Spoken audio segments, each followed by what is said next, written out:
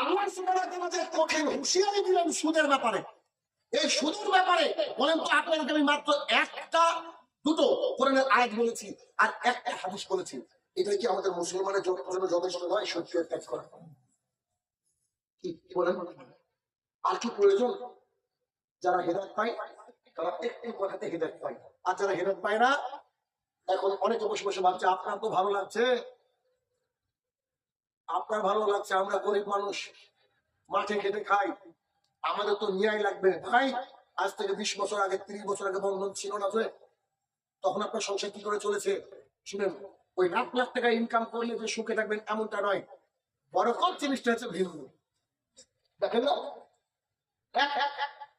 কলকাতা থেকে চাচা আসছে, চাচা বাড়িতে বেলডাঙ্গা থেকে, এই সরি বেলডাঙ্গা বলছি আমাদের বহরমপুর থেকে, সুন্দর একটা মিষ্টির দোকান থেকে 10 রকমের মিষ্টি এনেছেন।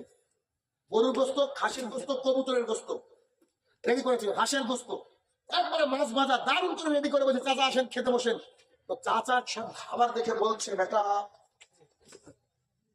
করোনা পাওনি? এত সুন্দর খাবার দেখে চাচা কি বলছে? করোনা পাওনি? তো বলছে চাচা কি খবর, কেন করোনা বলছেন কেন? I am suffering from diabetes, আমি ডায়াবেটিসে ভুগছি। ওই লোকটার প্রতিদিন ইনকাম 1 লাখ টাকা, কথার কথা। এতগুলা খাবারের সামনে আল্লাহ তাআলা মুখ থেকে বন্ধ করে দিয়েছে ডায়াবেটিস দিয়ে। যার ডায়াবেটিস আছে সে রাগ করে না, আমি উদাহরণ দিচ্ছি। এবার একটা ভ্যান চালক রিক্সা চালককে ডাকেন, চাচা মিষ্টি খাবেন নাকি? বলছে সব 3টি করে দেন, গোস্ত বসে যা আছে সব দেন। আসলে নাই ইশারা সলাত আদায় করে নাক ডেকে ঘুমাচ্ছে, তার কোনো টেনশন নাই। কিন্তু যার কোটি কোটি টাকা ইনকাম আল্লাহ তাআলা তার মুখ থেকে বন্ধ করে দিয়েছে। কিন্তু টাকা ইনকাম করলে হবে না, বরকত লাগবে। এই জন্য ইমাম সাহেবরা অল্প বেতনে চলে কি করে? আপনি কি আজ পর্যন্ত সায়েন্স বের করতে পেরেছে? বের করতে পারেনি। কেন? আল্লাহ তাআলা ইমাম সাহেবদের উপরে বরকত দেয় বলে চলে, আর আপনি 30,000 টাকা ইনকাম করে চলে না। বুঝতে আপনার বরকত নাই।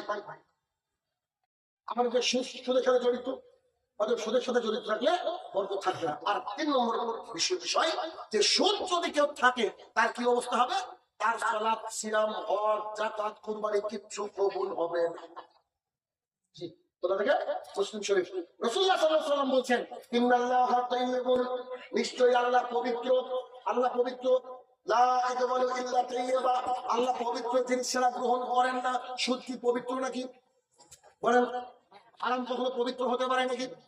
যে বিষয়টা আল্লাহ তাআলা বললেন আমার সাথে মুসলিমের সাথে যুদ্ধের জন্য রেডি হয়ে যাও, যে বিষয়টা নিয়ে আল্লাহ সুবহানাহু ওয়া তাআলা মুহাম্মদ সাল্লাল্লাহু আলাইহি ওয়াসাল্লামকে বললেন মায়ের সাথে যেটা সমতুল্য পাপ, তা কি কখনো পবিত্র হতে পারে নাকি? তা পবিত্র নয়। অর্থাৎ যা পবিত্র নয় আল্লাহ তাআলা বলছে তারা ওই দেহ জান্নাতে ঢুকবে না। পানি বছর যদি জাহান্নামে যেতে ইচ্ছা খাবেন না, খুব মুশকিল ব্যাপার। আসলে নেশা রিলেটেড একই জিনিস, নেশা, নেশাদার দ্রব্য, এটা খুব কঠিন ভাই। এটা নিয়ে কথা বলা খুব কঠিন। মানুষ এত পরিমাণে অভ্যস্ত, এত পরিমাণে অভ্যস্ত, দেখবেন যে বিষয়টা নিয়ে খুব অভ্যস্ত মানুষ, তাই সেই বিষয়ে কথা বলতে গেলে মানুষ রেগে যাবে। কথা বলছেন না? রেগে যায় কি নাই? রেগে যায় তো নাকি? নিশ্চিত রেগে যায়। আমি সাধারণত মনে করি যে রাসূলুল্লাহ সাল্লাল্লাহু আলাইহি ওয়াসাল্লাম বলেছে যে ব্যক্তি ইচ্ছা করে এক ওয়াক্ত সালাত ছেড়ে দেবে, যে ব্যক্তি মুসলমান নয়। বদরে কত লোক হয়? বাকি লোকের অবস্থা কি হাদিসটা ফিট করেন? বুঝতে পারছি কি গো, বুঝতে পারছি বলেন? বুঝতে পারছেন? আসেন আল্লাহ সুবহানাহু ওয়া তাআলা কি বলছে পারেন না। আল্লাহ সুবহানাহু ওয়া তাআলা কোরআনুল কারীমের মধ্যে বলছেন ইয়া আইয়ুহান নাস কুলু মিম্মা ফিল আরদি হালালান তাইয়্যিবান ওয়া লা তাত্তাবিউ খুতুওয়াতিশ শাইতান। আল্লাহ সুবহানাহু ওয়া তাআলা মানুষকে ডাক দিলেন, সমগ্র মানুষ।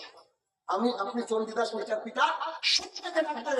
আর আগের আয়াতে আল্লাহ ডাক দিয়েছেন ইয়া আইয়ুহাল্লাযীনা আমানু, হে ঈমানদারগণ। আর এই আয়াতে আল্লাহ সুবহানাহু ওয়া তাআলা কি বললেন? ইয়া আইয়ুহান নাস, হে মানব সকল, সমস্ত মানুষ। কুলু মিম্মা ফিল আরদি, এই যে পৃথিবী দেখছো, আল্লাহ বলছে এই যে পৃথিবী দেখছো, এই যে মাটি দেখছো, এখানে অনেকগুলো খাবার আছে, হারামও আছে, হালালও আছে, হারামও আছে, হালালও আছে। ওর থেকে তোমরা কি কি খাও? হালাল এবং পবিত্র বেছে বেছে খাও। জি, হালাল এবং পবিত্র বেছে খাও, হালাল এবং পবিত্র বেছে খাও। হালাল আর পবিত্র কি? হালাল আর পবিত্র কি আপনি আমি চিনি না? আমার জানা মতে পৃথিবীতে যত পশু রয়েছে, যত পাখি রয়েছে, সবচেয়ে কমা ব্রেন হচ্ছে হাঁসের। গ্রাম বাংলার ভাষা হচ্ছে বতকে। পাখি হাঁস আছে না? কোনোদিন রাস্তায় যখন চলছে খেয়াল করেছেন? আপনি বাইক নিয়ে যাচ্ছেন, একটা ছাগলের বাচ্চা দৌড়ে পালায় কিনা, কুকুরের বাচ্চা, গরুর বাচ্চা, কিন্তু ওরা যখন লাইন ধরে ওর বাপের রাস্তা দেখেন না, ও এদিক ওদিকে তাকাই না। এত একটা নিরেট প্রাণী, এই নিরেট প্রাণীটা যখন একটা কর্দমাক্ত পুকুরের মধ্যে নেমে যায়, দুই চোখে দেখতে পাই না, পুকুরের মধ্যে কাদার মধ্যে থেকে খুঁজে খুঁজে খুঁজে খুঁজে শামুক তুলে এনে খায়। যারা ব্রেন এত কম, কাদার মধ্যে থেকে শামুক তুলে এনে খেতে পারে। আর আল্লাহ সুবহানাহু ওয়া তাআলা বলেন মানুষ হচ্ছে সবচেয়ে ব্রেনি পৃথিবীতে। মানুষ যদি সবচেয়ে ব্রেনি হয়, মানুষকে বুঝে না কোনটা হারাম কোনটা হারাম, কিন্তু মানুষ দুনিয়ার বুকে রাজত্ব করতে চায়, কত খাটনি করতে চায় না, সে হারাম হারামকে না বেছে খাবারকে তুলে আনে। আবু বকর রাদিয়াল্লাহু, ইনার কথা যদি বলতে যদি সারা রাত চলে যাবে। ইনার এত মর্যাদা, 10 জন আসলে মুবাশশার যাদেরকে বলা হয়, 10 জন সাহাবী তারা জান্নাতের সার্টিফিকেট দুনিয়াতে পেয়েছেন। আবু বকর আবু বকর তাদের মধ্যে একজন।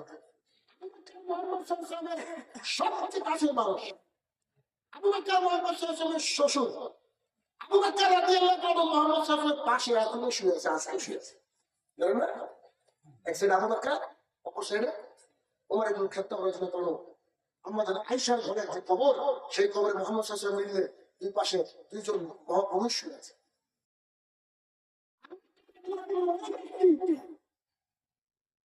কবে আল্লাহর জন্য, কবে আল্লাহ তাআলা মানে গ্রামকে ছেড়ে দেওয়ার জন্য বলবে তোমরা হিজরত করো, তার জন্য আগে থেকে উট কিনে লালন পালন করছে। হাদিসটা না বলে আমার ভালো লাগছে, শুনে হাদিস কি সুন্দর হয়। আয়েশা রাদিয়াল্লাহু তাআলা বলেন, একদিন দুপুরবেলা রাসূল সাল্লাল্লাহু আলাইহি ওয়াসাল্লাম মাথার উপরে একটা চাদর দিয়ে আমাদের বাড়িতে আসলেন। আমরা ভীত সন্ত্রস্ত হয়ে গেলাম। আমরা ভাবলাম কি ব্যাপার, রাসূল তো কখনো দুপুর বেলার দিকে বেরোন না, নিশ্চয়ই কোনো ব্যাপার আছে। দরজা খুলে দেওয়া হলো, তিনি সালাম দিয়ে দিলেন। আমার আবু বকর রাদিয়াল্লাহু তাআলা বলেন, রাসূল আমার পিতামাতা আপনার উপরে কুরবান, এই দুপুরবেলা আপনি আমার বাড়িতে প্রবেশ করলেন কেন? তখন মুহাম্মদ সাল্লাল্লাহু আলাইহি ওয়াসাল্লাম বলছেন, বাড়িতে যদি কেউ থাকে তাকে বের করে দাও, তোমার সাথে গোপন কথা আছে। তখন মুহাম্মদ সাল্লাল্লাহু আলাইহি ওয়াসাল্লাম বলছেন, এই কথা বলার সাথে সাথে আবু বকর বলছে, বাড়িতে আর কে আছে? আপনাদের মানুষ। আয়েশা, এর বের করে কি করবো? আপনাদের মানুষ। আয়েশা আছে, তখন আবু বকর যে আল্লাহ রাসূল সাল্লাল্লাহু আলাইহি ওয়াসাল্লাম বলেন, আল্লাহ সুবহানাহু ওয়া তাআলা আমাকে বলে দিয়েছে হিজরত করতে হবে। হিজরত করা মানে নিজের বউ বাচ্চাকে ছেড়ে দেওয়া। কবে আসবো, কি হবে তাদের কোনো খোঁজ খবর নিতে পারবো না। হিজরত করা মানে আমি বাড়ি থেকে চলে যাওয়ার পর বুলডোজার দিয়ে আর অথবা সহায়তা বাড়ি ভেঙে দিতেও পারে। আমি চলে যাওয়ার পর আমার স্ত্রী আমার মেয়েকে মেরে ফেলতে পারে। আমি চলে যাওয়ার পর আমার স্ত্রী কি খাবে এটা নিয়ে টেনশন। আমি চলে যাওয়ার পর আমার পরিবারকে কে দেখবে তার টেনশন না, টেনশন না। যখন এই কথা শুনলেন তখন আবু বকর বলছেন, রাসূল সাল্লাল্লাহু আলাইহি ওয়াসাল্লাম, আল্লাহ তাআলা কি আমার কথা বলেছে আমি আপনার সাথে যাবো? তখন বলেছি তুমিও আমার সাথে যাবা। আমাকে নিয়ে যাবেন কি? বুঝেছি তুমি আমার সাথে যাবা। আমার যেন আয়েশা রাদিয়াল্লাহু তাআলা বলছে, আমার আব্বাকে এতটা কোনোদিন কারোকে দেখিনি। কেন দেখেছিল জানেন? খুশি। খুশি, বউ বাচ্চাকে ত্যাগ করছি, জমি জায়গাকে ত্যাগ করছি, কি যে হবে পরিস্থিতি কেউ মেনে নিতে পারে? কতগুলো দিনের জন্য ভালোবাসা হবে, অন্ধকারে পালিয়ে যাওয়ার সময় তিনি খুশি হয়ে কান্নায় ভেঙে পড়েছেন যে আল্লাহ আমাকে কবুল করেছে, আমার বন্ধুর সাথে আমাকে কবুল করেছে, আমার নবীর সাথে আমাকে কবুল করেছে। আমার যে সৌভাগ্য কি হয়েছিল, উঠ আপনার জন্য আমি লালন করে রেখেছি, চলেন আমরা দুজন চলে গেছি। তাই তখন চলে যাচ্ছেন আবু বকর রাদিয়াল্লাহু তাআলা, মুহাম্মদ সাল্লাল্লাহু আলাইহি ওয়াসাল্লাম চলে গেছেন। একটা চলতে চলতে চলতে ক্লান্ত হয়ে গেছেন, একটা গুহার মধ্যে অবস্থান করছেন। তখন আবু বকর রাদিয়াল্লাহু তাআলা বলছেন, আল্লাহ রাসূল সাল্লাল্লাহু আলাইহি ওয়াসাল্লাম ওই যে উপরে চারপাশ জাহান্নামের ওরা যদি খালি পায়ের দিকে তাকাই আপনাকে আমাকে দেখতে পাবে। তখন মুহাম্মদ সাল্লাল্লাহু আলাইহি ওয়াসাল্লাম বলছেন, তুমি ভয় পেও না, এখানে তুমি আমি আর আল্লাহ আছে। আল্লাহ সুবহানাহু ওয়া তাআলার সাথে আছে। তুই ভয় করে না। তবে আমরা আশ্বস্ত হলেন ঠিক আল্লাহ যদি আমাদের সাথে থাকে নিশ্চিত আমরা বিপদে পড়বো না। এবার আবু বকরের মর্যাদা একটু বললাম ভাই, বলে শেষ করতে পারলাম, সেটাকে গবেষণা করে সারা জীবন কেটে যাবে। একটা হাদিস বলার জন্য এখানে আসলাম। হাদিসটা কি জানেন?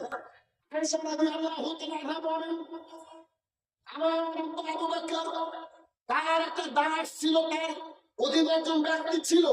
সেই ব্যক্তি আমার আব্বাকে এসে কিছু আমানত দিত, আমানত আমার আব্বা জমা করে রাখতো, আমানত দিত জমা করে রাখতো। একদিন এই ব্যক্তি একটা খাবার এনে আমার আব্বাকে দিলেন।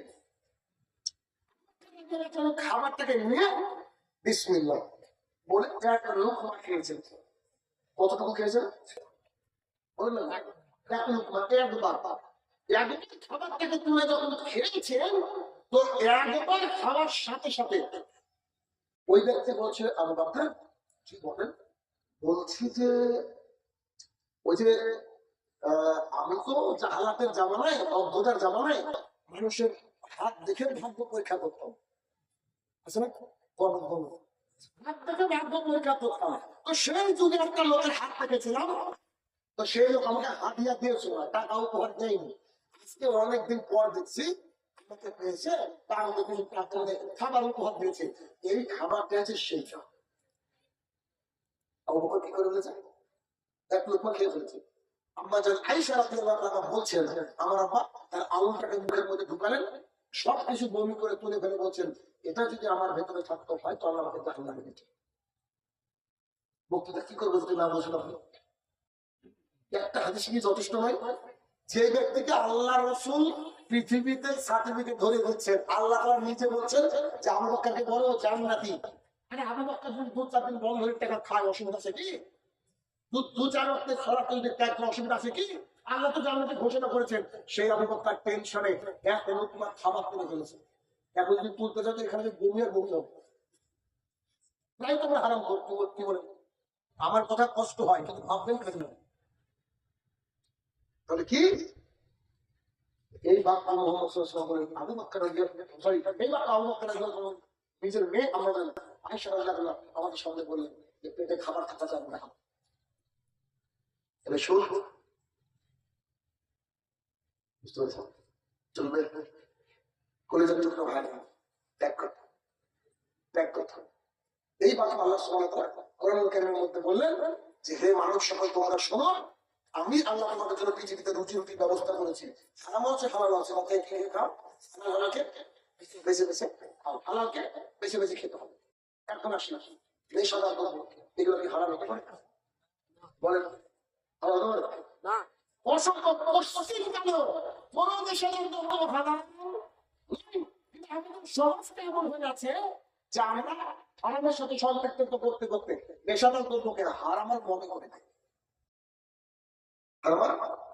মনে করি মুসলিম শরীফের হাদিস যেটা শোনাবো আপনাকে যে ইন্নাল্লাহ তাইয়্যিবুন, নিশ্চয় আল্লাহ পবিত্র, পবিত্র জিনিস আল্লাহ গ্রহণ করেন না। তাহলে দেখেন পানি, বিড়ি, জর্দা, গুল, সিগারেট এগুলি যদি কুকুরকে দেন খাবে? খাই। আচ্ছা, এক শ্রেণীর হুজুর আমাদেরকে বলছে এটা হচ্ছে মার কি বলেন?